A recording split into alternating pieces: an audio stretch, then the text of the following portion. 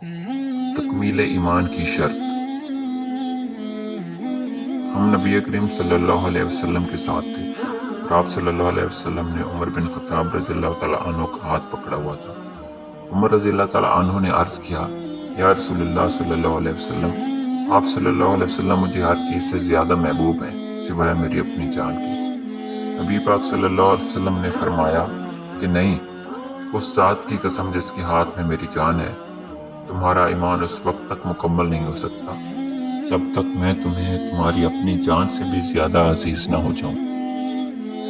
عمر رضی اللہ تعالیٰ عنہ نے عرض کیا، واللہ اب آپ صلی اللہ علیہ وسلم مجھے میری اپنی جان سے بھی زیادہ عزیز ہے۔